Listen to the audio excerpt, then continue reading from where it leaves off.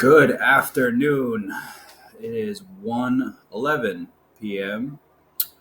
on November 28th, 2021. Um, and I am starting a new podcast, so let's get into it.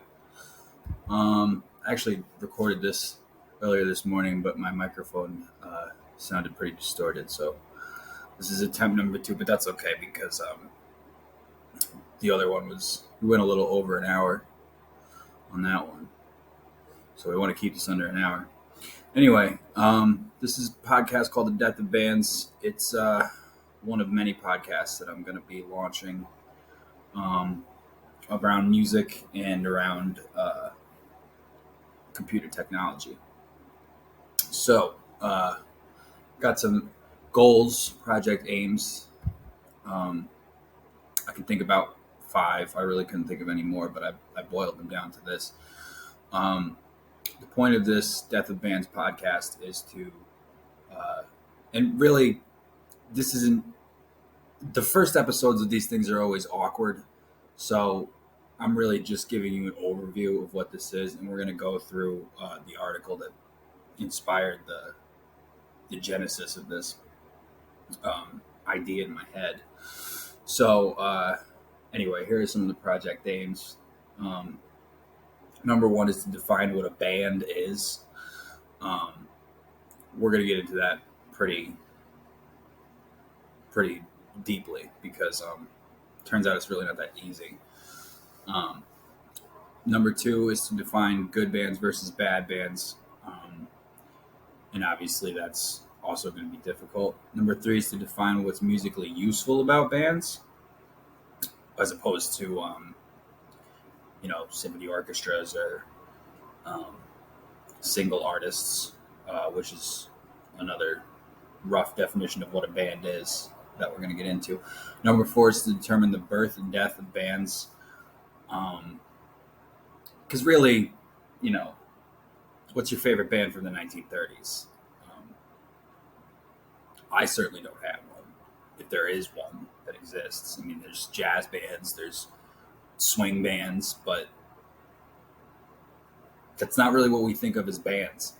And number 5, to make a distinction between personal and public opinion. So obviously I'm the one who's doing this podcast, and my opinions are going to come into play. But that I don't want to conflate that with what the actual public's opinion is. And what we're really trying to figure out here is what the public definition of bands are. I'm going to try to stop using air quotes for bands. But we, I think with my experience as a musician, I'm a pretty good moderator, or at least the best that I know, to do this. I'm obviously not saying I'm the best musician by any standards. I mean, Rick Beato is another guy on YouTube. Shout out to Rick Beato. He's, he has hundreds of times my knowledge on this type of stuff. So, but I was born in 1994, and at that time, during the 90s and the early 2000s, bands, rock bands, whatever you want to call them, here's the air quotes again, they were big. It was not uncommon for a band to have the number 1 song in like the top 10 Billboard, or at least in the top 100. And I'm sure there are still technically bands that are in that category, but I think there was some commonality with bands up until that point, the late 2000s, that stretched back to probably the Beatles. And we're going to get into that. So this is the article that inspired me to write this podcast, and we can move me over here. So the most famous band the year you were born. And it's funny to go through this because a lot of these, whatever you want to call them, musical acts on here, I don't consider them bands. So Linkin Park, I mean, this is from 2001, so this is I think they just put like a random band at the front. Um, and Linkin Park is obviously a band. Well, maybe not so obviously, because that's what really what we're trying to figure out here. Um, well, why is Linkin Park a band? Well, it's not a single artist. It's not Elton John, right? Elton John is not a band because Elton John is a singular artist. He plays with the band, but those band members could be anyone. You don't care about who's playing with Elton John when you go see Elton John. You go see Elton John to see Elton John. But if he didn't have the group playing behind him, then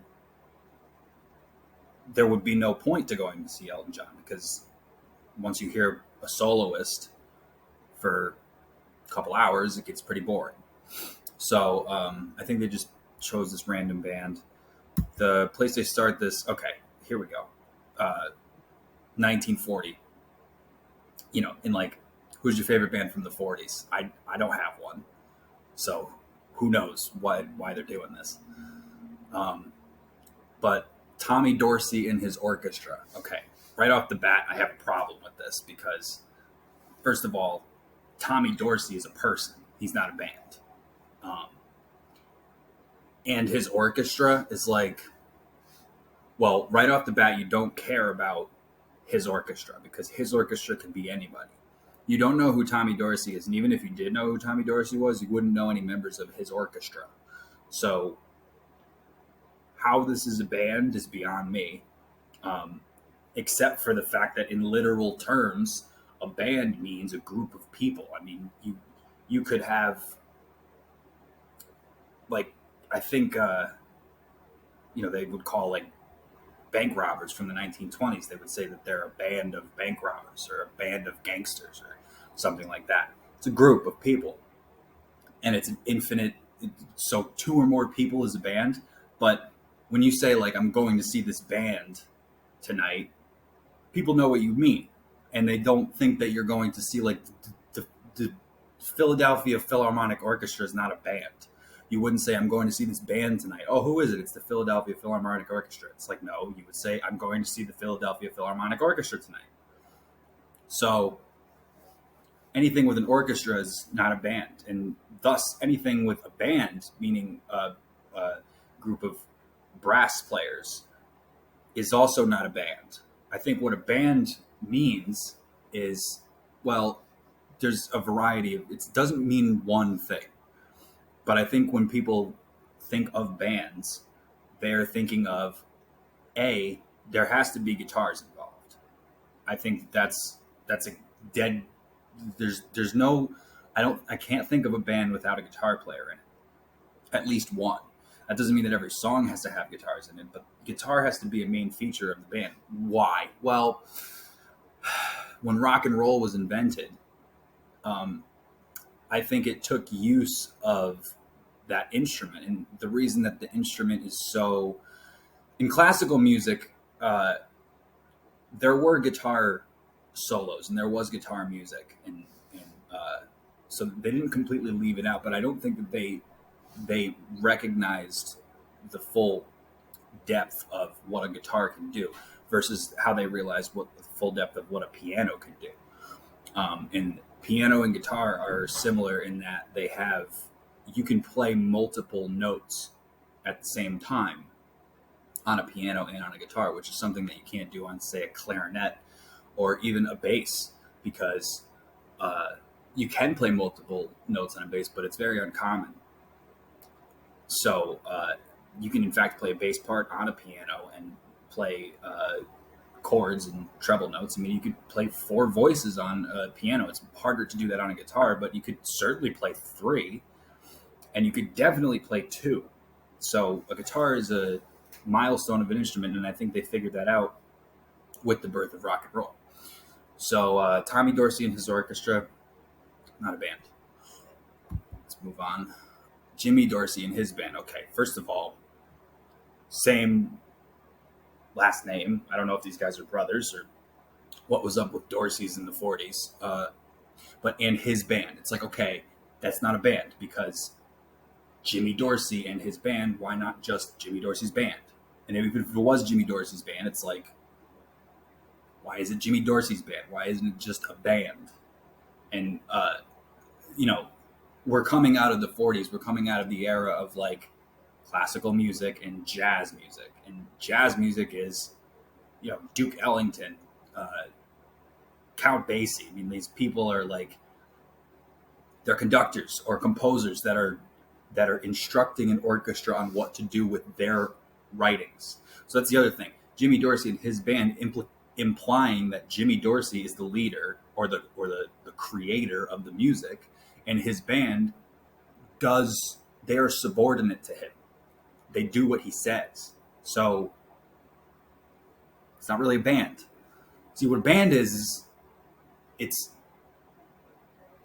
there's no leader. There's no distinct leader to a band. Now, behind the scenes, there's always a leader, because in the case of, let's say, like Weezer, Rivers Cuomo, the lead singer of Weezer, writes and composes all of the music for Weezer. But when you're listening to a Weezer song, that doesn't matter to you. You don't know that. You don't know that just by hearing the name Weezer. You think, this is a band and they're singing me a song. And the allure of, I don't know where this is coming from, is what is partially attractive to you. And that's what makes it a band. So, and I think this started with the Beatles, and we'll get there. So, Glenn Miller and his orchestra, okay, same type of thing.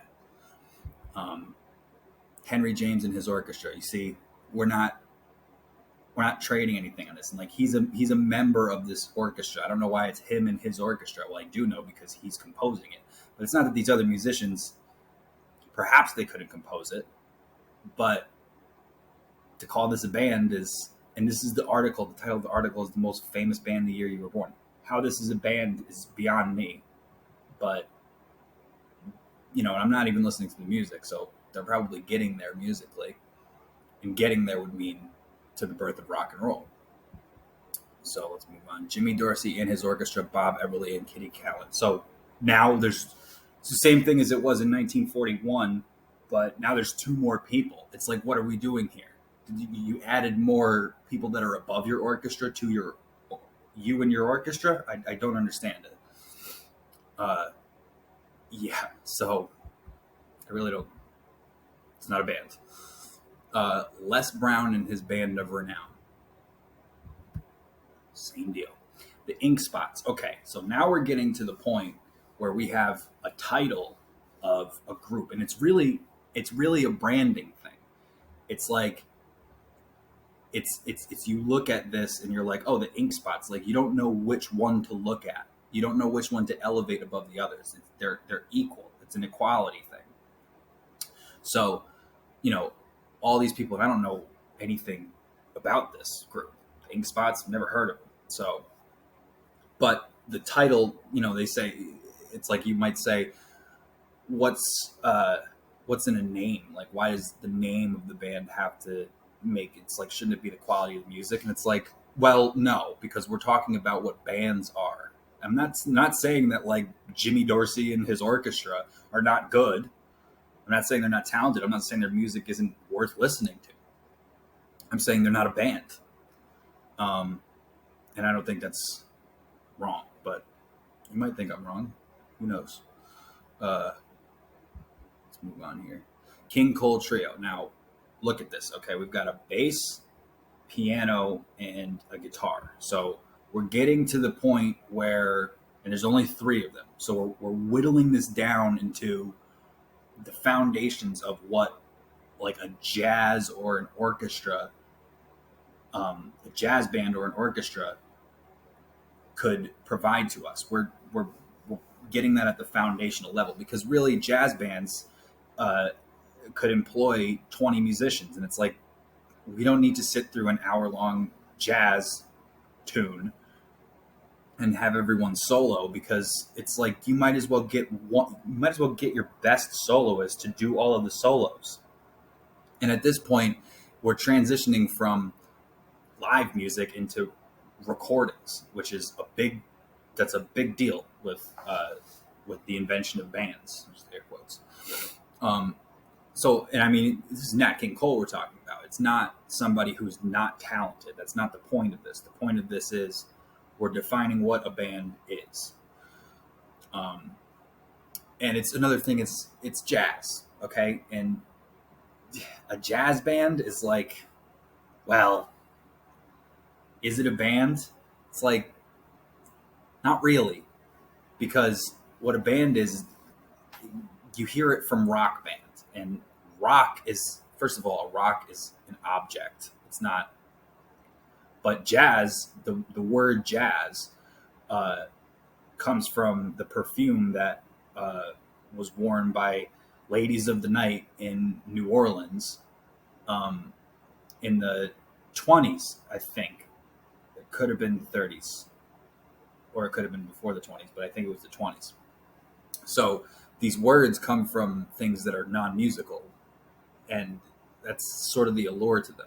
So, but jazz bands being together, it's like, it's hard to call them.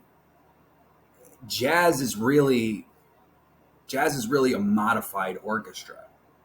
So it's taking what orchestra can do and it's putting it down to the best musicians, improvisational, and usually like inebriated musicians who are improvising.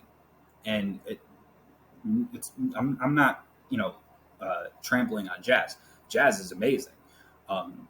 In many ways, it takes a much more talented person to play jazz than I would think even classical music. Depending on who you're listening to. If you're listening to like Debussy, or you're training on Debussy, I mean, that's tough. But there's a lot of tough jazz out there, especially talk to drummers. So anyway, is a jazz band really a band? It's like, maybe, but I'm not saying yes or no. I don't think so, but that doesn't make it the case. So moving on. Pee Wee Hunt and his band. What's so great about Pee Wee Hunt that he has to be outside of his band? I don't understand that. And audiences don't understand that. Vaughn Monroe and his orchestra. It's like, okay, we got this guy and these other guys. It's like, what's so bad about these other guys? Like this one, like, why can't Vaughn Monroe and Pee Wee Hunt and Jimmy Dorsey and Tommy Dorsey get into a band together?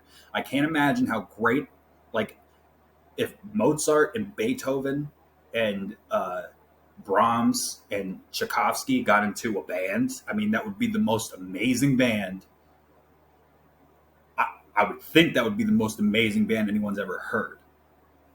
But anyway, moving on. So Guy Lombardo and his Royal Canadians. Okay, so it's not his orchestra anymore. We're getting into more fancy names, which is really, we're starting to get to the birth of bands.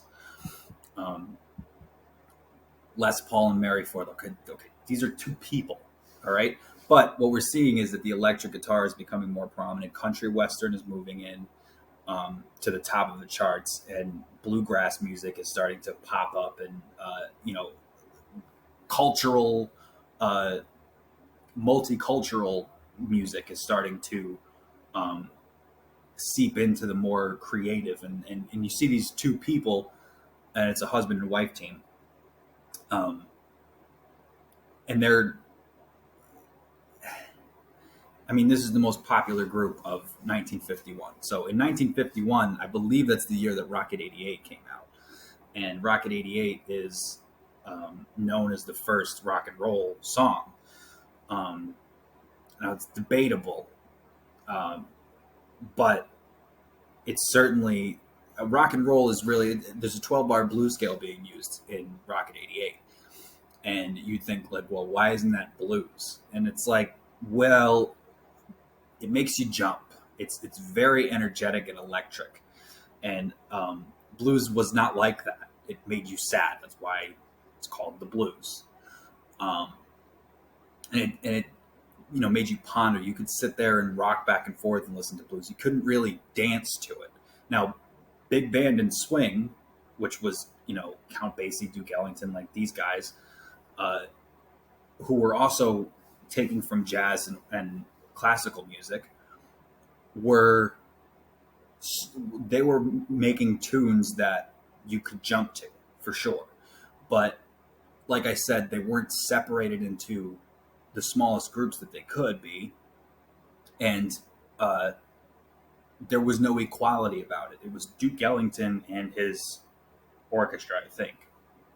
So uh, it's not a band, and neither is these two, Les Paul and Mary Ford, which I would hope that's where Les Paul comes from, the guitar brand. I mean, Johnny Ray, the most famous band the year you were born, 1952, Johnny Ray.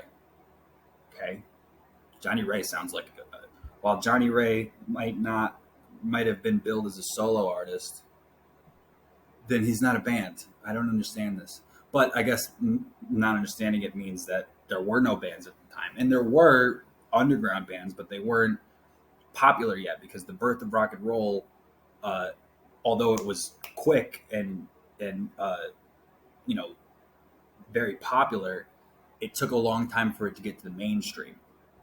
And Percy Faith and his orchestra. So here we've got the last one I think that we'll see. Well, not the last one. That's the he and the see. The problem with this is that there's a person and then there's other people. It's like that's not a band to me. A band to me is the Beatles because who's the leader of the Beatles? It's not John Lennon and his Beatles. It's just the Beatles, and that's really what drove people to have one of the things that drove people to um, see the Beatles as so new and fresh and shiny and electric, literally electric too. So this next one is Bill Haley and his Comets. So in 1954, we've got Bill Haley and his Comets. Now, Bill Haley and his Comets, there are people that argue that this was the birth of rock and roll. And it wasn't really. But this was the birth of rock and roll into the mainstream, where you had Rockin' Around the Clock and you had, this one, Shake, Rattle, and Roll. I mean, go put on Shake, Rattle, and Roll and, try not to dance to it. Well, if you don't dance, you won't dance. But it's great. It pops at you. It's electric. It's electrifying. It's absolutely like nothing like this was on. You couldn't do to jazz what you did with this song. And it's not, the reason that it's not jazz or it's not blues is because it's taken what jazz and blues had and classical music as well. So all the most sophisticated music, and it's boiled it down to its main components. And so that's why people criticized rock and called it the devil's music, was because it was just taking what people had taken years and years to create classical music, and still to this day it's studied like insanely because it is the source of all other music. So anybody who claims that A music genre was, or B music genre was stolen from A music genre, if you're not going back to like Bach in the 1600s, 1700s, there's no argument there, because that's the source of all music. Is from the music that we have is based on a 12 note. We'll get into this in other music theory lessons, but there's 12 notes, and there's really frequencies that are called hertz, and you can go into hundreds or thousands of hertz. But the note system that we came up with was 12, and that was divided into 12 by, I think, Bach and probably a variety of other people. But so that's where the source comes from. And Bill Haley and the Comets, so these guys, they took that, and they were probably capable of doing classical music and jazz music, but they boiled it down to this fun, like, jump out of your socks rock and roll music. And no one was used to that in the mainstream. Everyone was used to Tommy Dorsey and his orchestra. So it was really a new life that was born. And this may be Bill Haley in the Comets may be um, the birth of bands. Now, Bill Haley in the Comets, though. So I hate to get picky about this, but what's so special about Bill Haley that he's better than his Comets? That's what I'd be thinking if I was in a band. Like, I wouldn't want to be a Comet. I would want to be Bill Haley. So it's like with the Beatles, we'll get there. 1955, Bill Haley and his Comets. Like I said, these guys they busted through with this. Les Baxter and his orchestra. See, now we got the same thing from the 40s that we're still trying to push into the mainstream. The Everly Brothers. Now, the Everly Brothers, they really did something different too, because this is rolling quite along. They brought this country western vibe into the mainstream rock and roll, but they also brought like folk together with some very like beautiful, almost Celtic, like classical harmonization. And there's two of these guys, so it's not John Everly or whatever his name is. I honestly don't know much about the Everly Brothers, but I've heard their music, and it's like okay, Phil and Don Everly. So it's not Don Everly and his brothers, which there's other people playing behind just the Everly Brothers. I'm sure they brought musicians with them when they were playing live.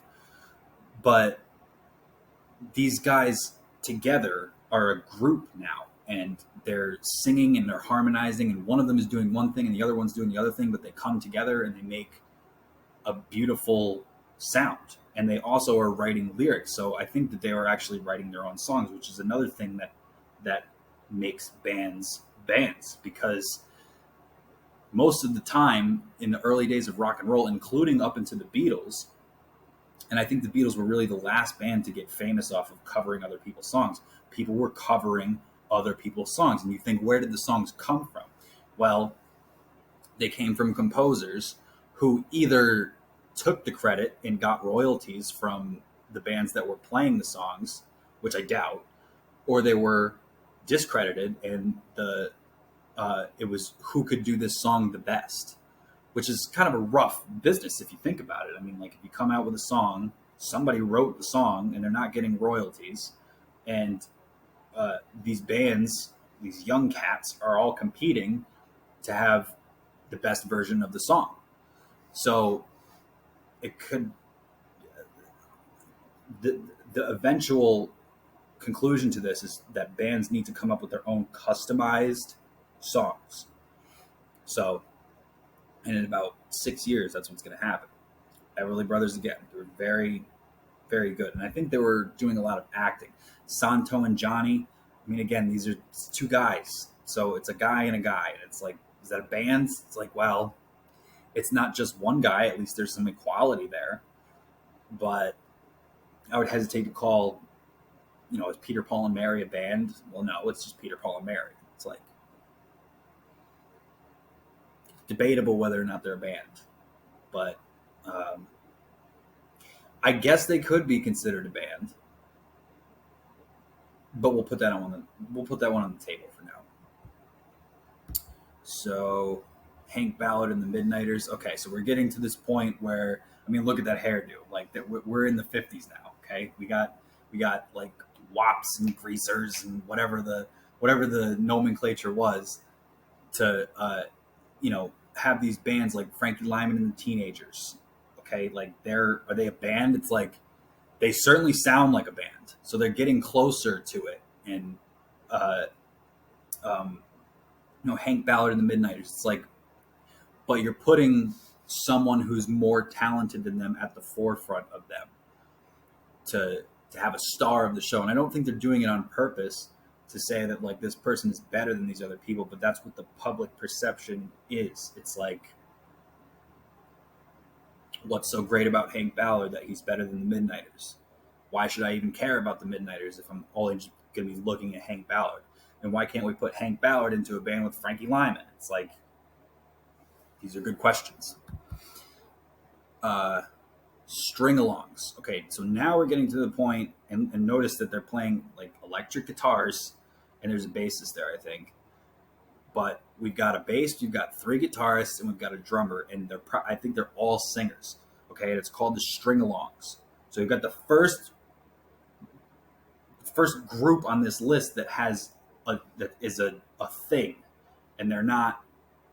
It's like not Keith McCormack and the string-alongs. It's the string-alongs. So 1961. So this is 10 years after the birth of rock and roll, and we've got this. We've got this thing culminating into a brand. Steve Jobs said that he based his model of Apple after the Beatles because they were a group that complemented each other, and he wanted to hire people at Apple that were musicians, and they were computer engineers, but they were also other things, artists, sculptors, painters, things that were complementary to what he was trying to accomplish. So who knows if that's true or not, but I think it's very interesting because the Beatles were very complementary of one another. And that's the reason that they were so big and the reason why it worked. So Booker T and the MGs. It's like, listen, I'm not saying that these bands are not talented, okay? Or groups or whatever you want to call them, but Booker T and the MGs, it's like, that's a guy and some other guys. It's like, why not the guys? Like, why not just the MGs? And I don't know why. I think it's probably because the public, I think that maybe producers behind the scenes were like, they didn't think that the public could wrap their minds around more than one person. So they needed like a star for the show. So I could be wrong about that, but it's a theory. So 1962, now we're in 1963, which is the year that the Beatles landed. But the Beatles landed late. They landed in November. I think that the day that President Kennedy was shot in November, late November of 1963, and I think the same day that he was shot, the Beatles came out with Please Please Me, which was their first album. So think about that. It was a rough time for America. Chuck Berry had gotten arrested on gun charges. Elvis Presley went into the military, and Jerry Lee Lewis grew out of popularity because he married his 15-year-old cousin, which is not a great move. The number one song in the country, I think, was Alvin and the Chipmunks. So music was, and not to mention that I think in 1959, Buddy Holly, Richie Valens, and the Big Bopper all died in a plane crash.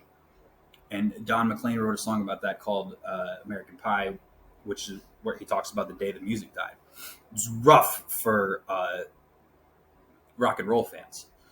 So, but the Beatles came there late, and the Beach Boys, you still hear about the Beach Boys today. And it's I think it's the second band on this list that's actually has a name that's, were these guys.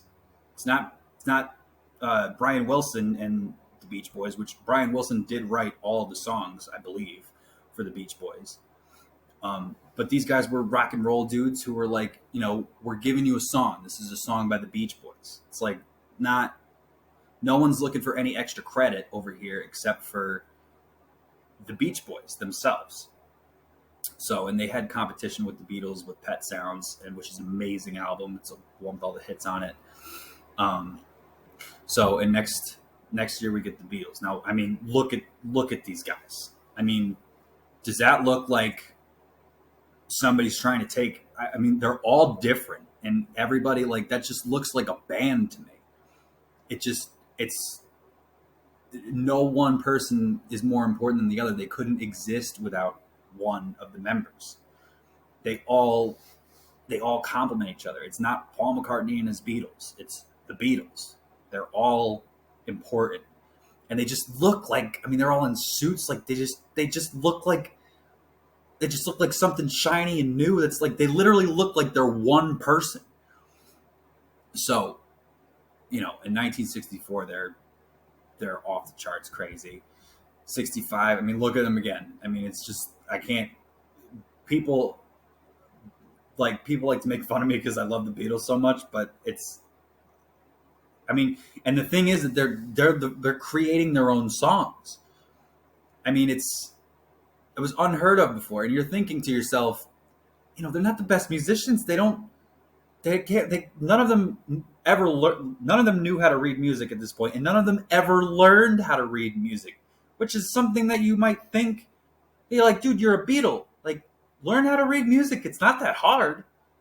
It's not rocket science, especially if you're a Beatle. But whatever, it doesn't matter because they were good, and people were saying, like, obviously it drove women crazy, but men too were looking at it going, oh, I can do that. And so like these bands that came out after the Beatles were all trying to emulate what they were doing. And I think all of them, not all of them, but I think most of them, no one certainly got to the level that the Beatles did. You can make an argument that, I mean, like Led Zeppelin came close, Pink Floyd came close, Queen came close, but not nearly what happened to these guys. And don't even talk to me about the Rolling Stones. Okay, so 1965, we're on the Beatles. 1966, The Association. Now, I don't know who that is, but it's a band because they're The Association. It's not this guy in The Association, but I think I've hit the hammer with that enough. So 1966, the Beatles are out of favor because they stopped touring, and they were basically listened to mostly by like 12-year-old girls. So it wasn't cool to listen to them anymore.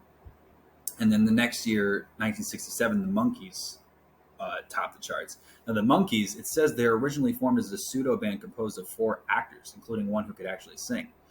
So we're already entering this phase of like,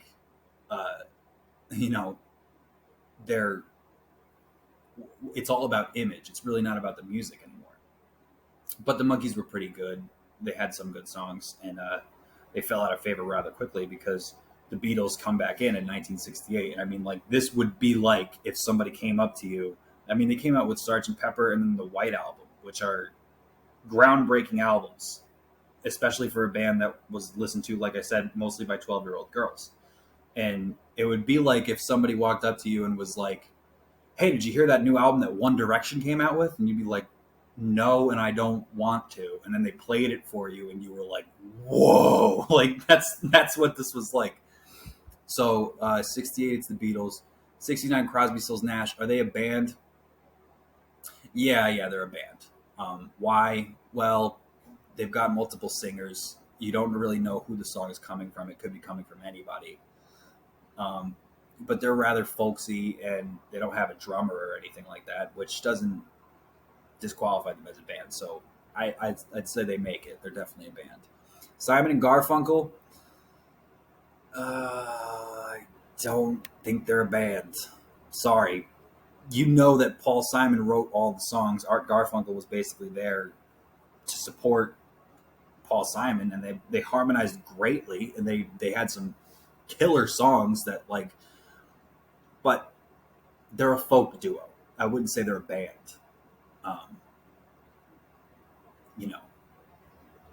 Not like the Beatles or the Rolling Stones. I mean, those are bands, and these guys are, as great as they are, not a band, in my opinion. But I could be wrong about that. Sly and the Family Stone, this guy and these guys, not a band. Rolling Stones, okay. First of all, it's 1972. The Beatles have been broken up for 2 years. So anybody who wants to talk to me about the Rolling Stones are better than the Beatles, you can have your opinion if you want, but just know that you're wrong. Um, name without looking at this. Name like there's Mick Jagger and then there's Keith Richards. Name three of the other members of the Rolling Stones. That's how you know that they're not as good as the Beatles. It's like most of them are nobodies. So, and Mick Jagger couldn't read. Like Mick Jagger doesn't know anything about music, which is what makes him pretty impressive because he can sing really well, and I know a lot about music, and I can't sing at all. So, whatever. Um, the Allman Brothers Band, yeah, they're a band. I really wish that they would come up with a more creative band name, but whatever. But they're a band, yes. Why are they a band? Well, you don't know where it's coming from. There's guitars, there's drums, there's bass. Their their songs are pretty simple and catchy, and you know, there's other reasons that qualify. I'm not saying that these are the only things that qualify you as a band, but there's some of them. So we're in the '70s now. Grand Funk Railroad, are they a band? Yes, they're a band. Why? Well, they've got multiple singers. The drummer was a singer. That's pretty cool. They've got guitarists. They're coming out. They're not a jazz group. They're not an orchestra. They're a band. Okay? They're not a solo artist. They're a band. The Eagles. Great band. Awesome band. Um, and they're a super group. So they were brought together by a producer who thought that all of them were like really good, and turned out that they can make great music together, which is another thing that like collaboration between great artists is something that for hundreds of years went unnoticed because, well, for the reasons that I talked about earlier, and probably a lot more reasons. But they were like a bluegrass band, mostly acoustic, and I think it was Randy Meisner. Might be, no, it wasn't Randy Meisner. It was Bernie Lee Don, um, who said, "I'm not going to do anything electric," and so they kicked him out and got Joe Walsh in, which changed the group for the better, I think. And you know, they're writing their own songs, so that's another large factor that makes them a band. Wings, is Wings a band? No, Wings is not a band. Why? It's because it's, first of all, it's Paul McCartney and Wings. Okay, John Lennon and his Plastic Ono band is not a band because it's you're going there to see Paul McCartney. Whoever the Wings were, you don't care who they are. Well, one of them happened to be Denny Lane from I think the Moody Blues, but yeah, it's Paul McCartney you're coming to see. So if he was doing it on his own, you would still come to see him, and he would still have a backing band like he does. So no, Wings is not a band. Fleetwood Mac, is Fleetwood Mac a band? Yes, they are a band. Great band. Why are they a band? Well, they're writing their own songs. There's three singers, which is Lindsey Buckingham, Stevie Nicks, and Christine McVie. John McVie on bass and Mick Fleetwood on drums, which will make for a great rhythm section. But that doesn't really make them an orchestra. They're a 5-piece group. Most bands are between 3 and 5 people. That doesn't mean that you can't have more. Some cases you can have less. Like, I don't even know. There's not many 2-people bands, but you can have that. Yeah, they're an amazing band. So yes, they're a band. Are the Bee Gees a band? Yes, the Bee Gees are a band. Are they a good band? The Doobie Brothers, are they a band? Yes, they're a band. Why? Same thing with the Allman Brothers. You don't really know where the music is coming from. You don't know who's writing it. It's a bunch of guys singing you a song. And who's the song by? It's the Doobie Brothers. Okay, no further questions. And like I said, there's guitars, there's drums, bass. It's a band. Pink Floyd is Pink. Do I even have to say anything about this? Yes, they're a band. They complement each other like insanely well. Um, yeah, we'll talk more about Pink Floyd. REO Speedwagon, are they a band? Yes, they're a band. Joan Jett and the Blackhearts, not a band. Sorry, Joan Jett and the Blackhearts. Name me one Blackheart if you want to think they're a band. Don't worry, I'll wait. Um, it's not to say that they're not good, that you can't enjoy listening to their music, but they're not a band. The Police are a band. Yes, they're a band. Why? You couldn't have one of them be replaced because they complement each other too well. Yes, Sting is the only singer, but they've got this dynamic that's going on that, like, if they, and it's not that if you, it's, I'm not to say if you replace a member of a band, you're not a band anymore. That's not what I'm saying, because Metallica is replaced. They've had three different bass players, but it's a problem. People have problems with it. So if you ask a Metallica fan who's the best bass player, like, they're going to get into a fist fight with you about it because it matters. People take notice of that. So yes, the Police are a band.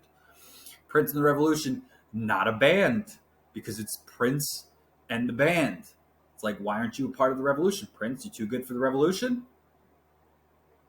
I mean, he kind of is, because he was the whole revolution. He like recorded everything himself, but I'm not knocking Prince. I'm just saying, Prince and the Revolution isn't a band.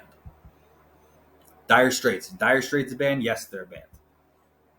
Van Halen. Is Van Halen a band? Yes, Van Halen is a band. Even though they have brothers, but like the lead singer is not a brother, and he doesn't have the last name Van Halen. So like, we don't know. The illusion is still there to trick us into thinking like, what is this? It's a brand new shiny thing that we have to, like, you have to listen to it in order to know who the best players are. And you can still make an argument of like, like, the fun part is deciding who's your favorite. So that's how it was with the Beatles. Guns N' Roses, are they a band? Yes, they're a band. Are they a good band? U2 is a band. Yes, they're a band. Same thing with the Police. They complement each other. They also take 7 years to make an album, which is the same amount of time that the Beatles were together, and they made like 10 albums. So leave that where it is. Fine Young Cannibals. Okay, well, we're getting into the late 80s. We're getting to a point where bands are starting to look pretty ugly and sick and not. I don't know. I mean, she drives me crazy. Uh, uh. Anyway, moving along here. The Black Crowes. Are the Black Crowes a band? Yes, the Black Crowes are a band. Are they 20 years too late because they sound like a band from 1970? Yes, but they're a band. I don't know why they're on here. I'm not just going to go over every famous band like for this podcast. We're going to go over a bunch of bands that weren't number one the year you were born. REM. Is REM a band? Yes, they're a band. They're a weird band, and I used to not like them a lot, but I've grown to kind of like them over the years. Not a crazy amount, but they're okay. All right, but they're a band. Nirvana. Is Nirvana a band? Yes, obviously Nirvana is a band. Aerosmith. Is Aerosmith a band? Yes. I don't know why they're here on 1993 when it should be 1976, but it was Wings in 1976, so not a band either. Green Day. Is Green Day a band? Green Day is a band for sure. People trash Green Day way more than they should, and I'll leave that for another date. No Doubt. Is No Doubt a band? Yes, No Doubt is a band. Pearl Jam. Is Pearl Jam a band? Yes, Pearl Jam is a band. But we are kind of getting into the era of like the corporate, like, I'm a band making music that other people made 20 years ago and up until now just trying to do it better than them, which is really what the competition was in the 1950s. Yeah, so it's like we're getting to the point where it's like the death of bands is approaching. Radiohead. Is Radiohead a band? Yes, Radiohead is a band. I don't like them personally. I know a lot of people who don't like them either, but I also know a lot of people who do like them. And they're certainly a group of dedicated musicians who are like doing this for the craft of it. Um, and they're strange. So, uh, yeah, um, they make it. They're a band. Smashing Pumpkins or Smashing Pumpkins a band? Yes, they're a band. Are they a good band? I mean, they're not. No, they're not a good band. Okay. Um, Red Hot Chili Peppers. Yes, they're a band. Very much like Queen, the Red Hot Chili Peppers, except for not Freddie Mercury as Anthony Kiedis. Um, However, Anthony Kiedis' lyrics, I really wish that they had a, you know, it's clear he's not a musician like John Frusciante is. I hope I'm pronouncing that right. Um, but his lyrics are they're like John Lennon lyrics. They're really deep and profound. I like them a lot.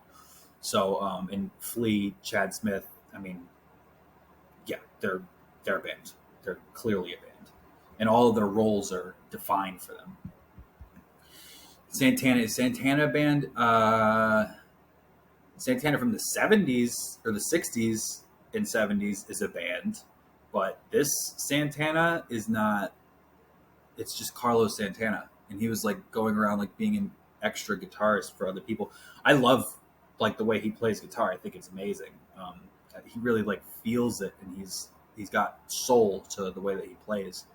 But he's not a band. He's just a guy.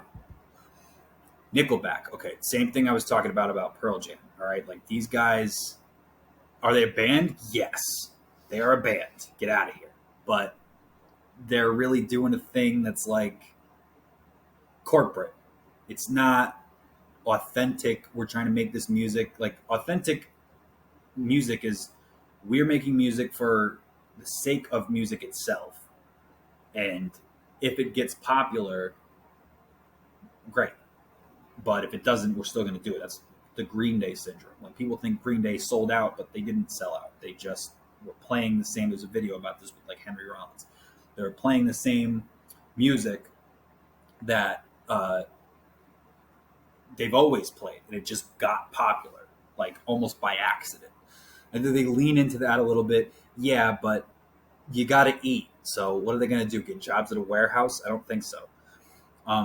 Nickelback, however, comes out of the forefront just trying to make like money off of music, and it's not, or at least that's the way that it appears. Which is there really a difference? I don't think so. So, you know, I think that they're really like real musicians trying to make a difference in like the impact of music? No, I think they're just trying to play as best they can music that people have already invented. There's nothing original about them.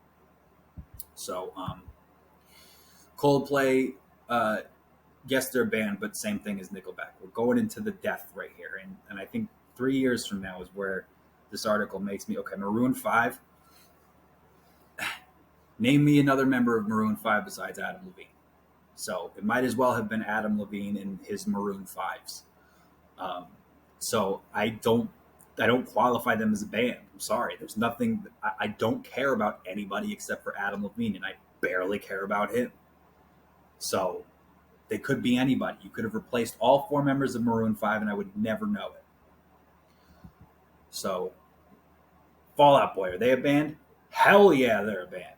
This is a great band. Okay, they've got a nasty drummer, and they've got a great lead singer who's not writing the songs. He's composing the music though, which is cool.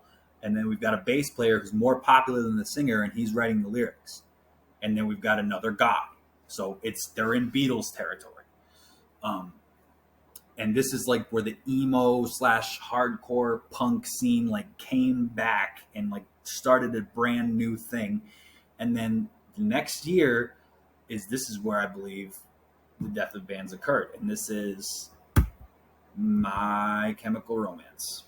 Okay, so My Chemical Romance just comes out with an album called Welcome to the Black Parade.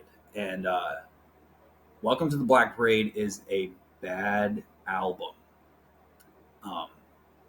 They tried to make it work. It didn't work. They tried to make a bunch of catchy songs, and they made the most well-produced, non-catchy songs in the history of the universe.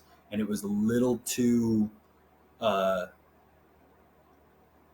theater, like middle school theater-ish. Okay, it wasn't good. Three Cheers for Sweet Revenge, however, was a fantastic album, and they were coming up with all these emo people. Hawthorne Heights is another band that I think was going to make it, but this year, 2006, one of their guitarists died, which was very sad for like the whole community that was trying to follow them. But then, I mean, watch what happened. So it's 2006, we got My Chemical Romance. 2007, Daughtry. Is Daughtry a band? No. Daughtry is not a band, okay? Daughtry is the last name of the guy who's the front man of Daughtry, who won American Idol, okay? They're a television phenomenon. And then they're not a band, okay? I don't think so. They're like the ghost of a band. They're like the ghost of a rock band. It's kind of the same thing with Nickelback, although not as extreme as Daughtry.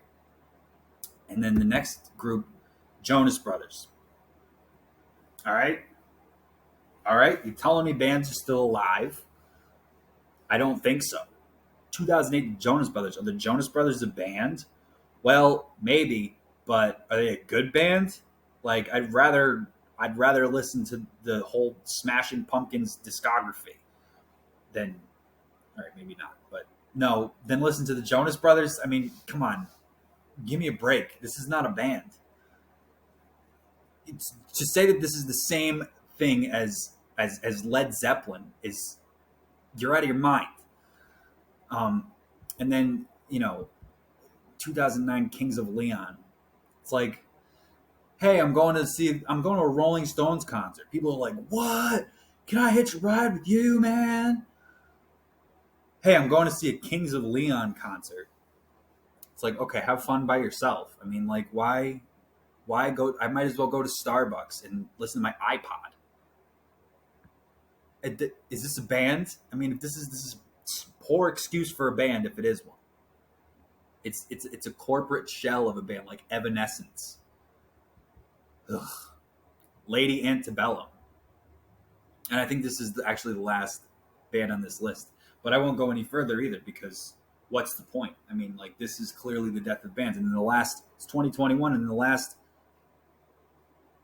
11 years, what's the last band that you heard, like, dude, you gotta hear this band? Nothing. It's dead. The 1975, maybe, and they're weird. They're no traditional band. They sound like they're from like the 80s. So, we're back to single artists now. Lady Gaga, Katy Perry. Like, I mean, I'm dating myself because that's from like 2012 or whatever, but there's no bands anymore. It's over, and that's the case that I'm making with the introduction to this podcast. So, yeah, we're at about an hour. I can't even look at this anymore. We got to go back to at least 2006. Daughtry. I mean, really. So, yep. This is the death of bands. We're going to go over each band that I think is relevant, starting with the Beatles and ending with My Chemical Romance, I guess, unless we can find some other examples that exist today. But I feel like I would have heard of them by now if they existed. So let me know in the comments if you can think of any other bands, and if you like my stuff, I'll leave some links in the description so that you can support me. I've got some other podcasts coming out, music theory lesson podcasts, another podcast where I'm just basically going to talk about whatever musical topic comes into my head. And I've got some other stuff going on with like movies and films and stuff like that. And I'm also a Shopify developer. So I'll be posting a lot of cool stuff soon. Um, so thanks for tuning in. Wait till next Sunday when we do this again. And try to find some bands. So that's it. Goodbye.